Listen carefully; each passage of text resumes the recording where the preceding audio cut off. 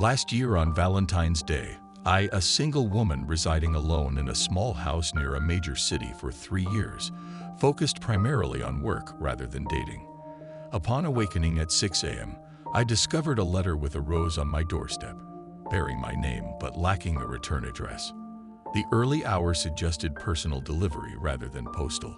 Intrigued, I brought them inside, only to be unsettled by the typed content of the letter, which praised my appearance and personality while detailing my daily routines. The anonymous author expressed a belief in our compatibility, but omitted their identity. Sharing the letter with friends via text yielded denials and amusement, leaving me unable to identify the sender. Ultimately, I chose to dismiss the incident and move forward. Upon returning home from work, I encountered a heart-shaped note on my doorstep, inviting me to spend Valentine's Day together. Inside, I confided in my best friend about the incident, which provided some comfort. Later in the evening, I heard a knock at the door, prompting suspicion due to the late hour. Investigating, I found no one present, though I glimpsed a figure briefly. Unable to discern any details, I found no additional correspondence outside. Concerned about the situation, I hesitated to involve the authorities, lacking any explicit threats. The possibility of it being a harmless prank lingered. Despite my efforts to remain composed, I couldn't shake off the unease about the situation.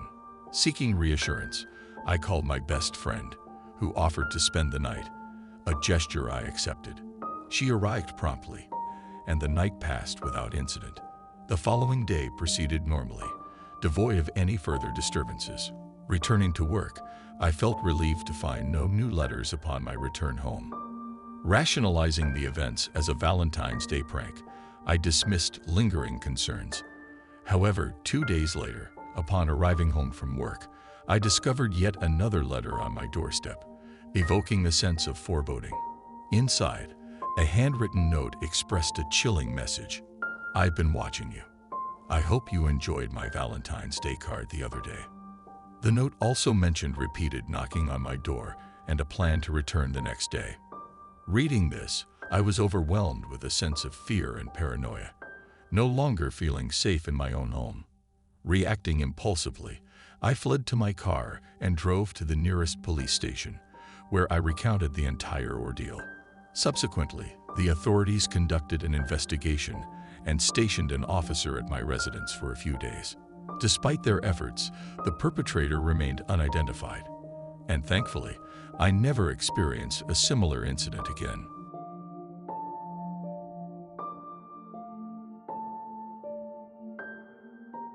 Some years ago, my girlfriend and I had a Valentine's Day dinner at an upscale restaurant, a departure from our usual outings.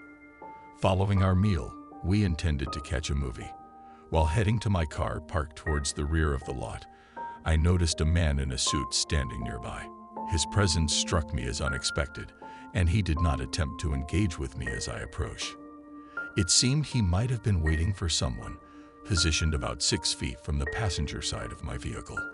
Upon approaching the man and offering a greeting, he remained silent and moved a few steps away. We then departed for a movie theater roughly 10 minutes away, finding it quite crowded upon arrival. While I briefly left to use the restroom, I encountered the same man near the bathrooms, once again unresponsive to my presence. Returning to my girlfriend, I recounted the encounter, initially met with disbelief until she realized I was serious. The situation left us puzzled and unsure of its significance. We hoped that the earlier encounters were merely odd coincidences and largely put them out of mind. Upon leaving the movie theater, we didn't encounter the man again, neither inside nor in the parking lot. Returning home to relax and watch TV, roughly an hour later, my girlfriend noticed something outside and beckoned me to look. From our third-floor apartment window, I saw the same man in a suit standing by the roadside, this time seemingly engaged in a phone call. It became evident that this was no mere coincidence. It was indeed the same individual. Both of us felt unsettled by the situation. Feeling enough was enough, I decided to confront the man. Exiting the apartment, I descended the stairs to the lobby and proceeded outside to the street, where I had seen him last. However, upon arrival, he had vanished. Despite searching the vicinity, he was nowhere to be found. Returning upstairs, I inquired with my girlfriend about his direction of travel, learning he had moved closer to the apartment building before disappearing from view. This revelation left us deeply concerned, as it suggested the possibility that he may have entered our building. It took me a considerable amount of time to fall asleep that night, fraught with anxiety. Fortunately, nothing out of the ordinary occurred until I eventually drifted off. Around 2 a.m., I was stirred from sleep by a knock at our apartment door. Investigating quietly, I found no one outside. Both my girlfriend and I suspected it was the man in the suit. His intentions remained unclear to us. The night passed without further disturbances, and we never encountered him again. Nonetheless, I couldn't shake my curiosity about his identity and the reasons behind his appearance.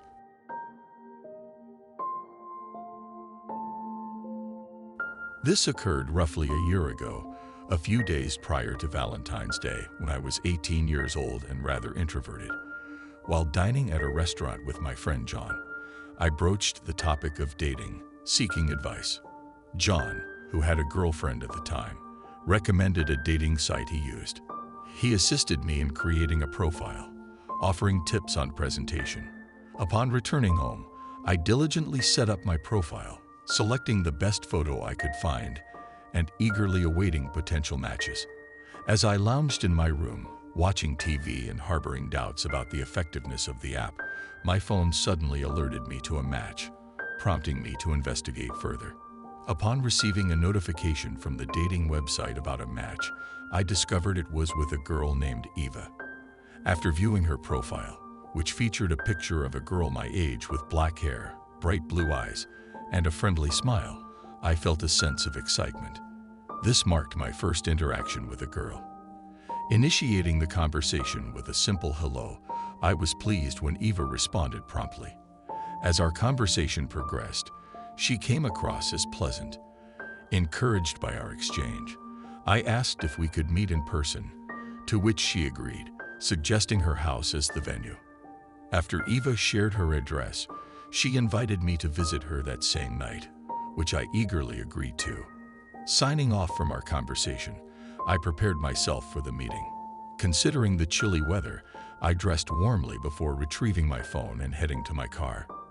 Notifying Eva of my imminent arrival, I set out on the road, feeling fortunate about the prospect of meeting someone through the dating app on my first try. Thoughts of sharing this success with my friend John occupied my mind as I continued on my journey to Eva's house. However, as I drove, I gradually noticed the surroundings transitioning from urban to wooded, with the road growing increasingly deserted. Passing sporadic houses with dimly lit streets, I found myself venturing further into desolate surroundings, gradually realizing I was navigating through remote areas. The journey to Eva's house took nearly an hour.